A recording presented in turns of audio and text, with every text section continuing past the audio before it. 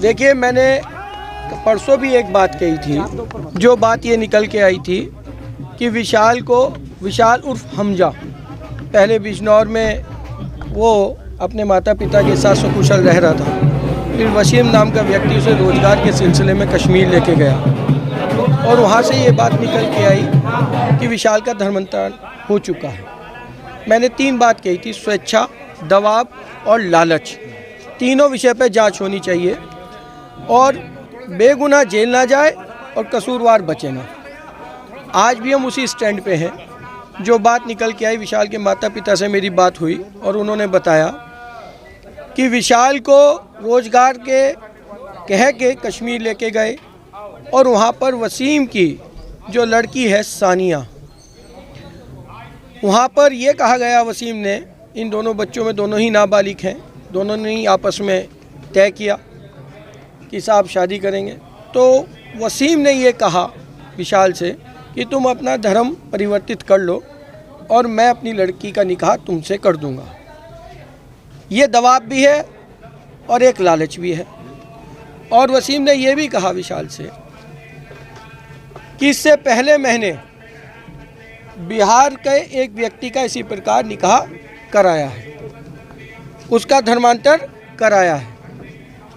ये बहुत बड़ी बात है, कोई सामान्य बात नहीं है कि अपनी लड़की को हथियार बनाकर उन्होंने आगे पेश किया और ये कहा कि तुम अब जब धर्म परिवर्तित कर लोगे मैं अपनी लड़की का निकाह करा दूंगा। और लड़की कौन? वो नाबालिग।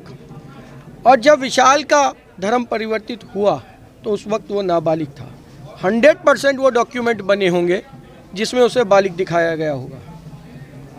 जो डॉक्यूमेंट फॉल्स तैयार हुए हैं उन फॉल्स डॉक्यूमेंट पे गंभीर धाराएं बनती हैं। इस मुकदमे को गंभीर धाराओं में तरमीम किया जाना चाहिए और जिन लोगों ने वो फॉल्स डॉक्यूमेंट बनाए हैं उन्हें भी मुलजिम बनाना चाहिए और बिजनौर पुलिस को अपनी तत्परता दिखाते हुए इस मुकदमे की तह तक जाना चाहिए। ये मुकदमा यहाँ तक ही ना रह जाए कि विशाल बरामद हो गया और मुकदमे में वसीम के खिलाफ चार्जशीट लगा दी।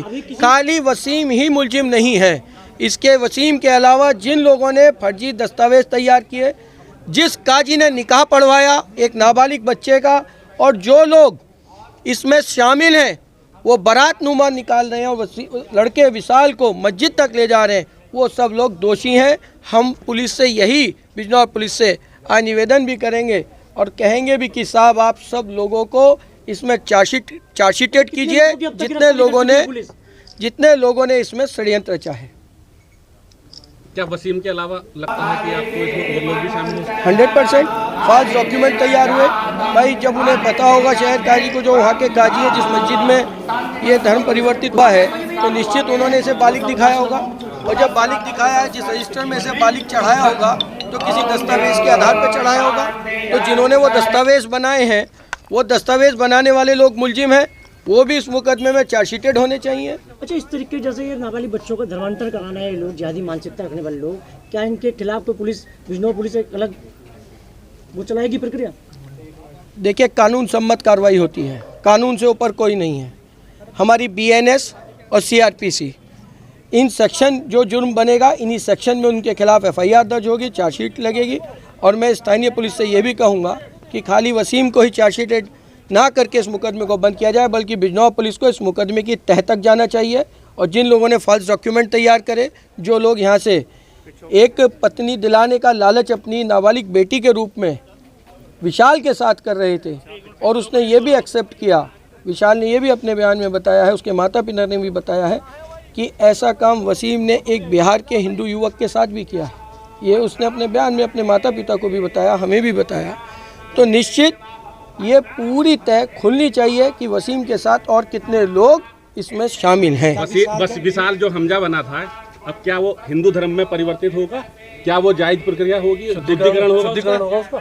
सनातन धर्म के रूप में विशाल आज उसके माता पिता की सुपुर्दगी में हमारी बिजनौर पुलिस दे रही है।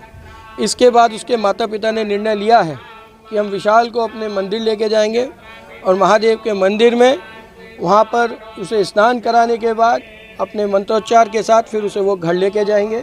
ऐसा उसके माता पिता ने तय किया है और इसी माता पिता की इच्छा के अनुरूप हम लोग उनके साथ खड़े हैं। क्या विशाल के माँ बाप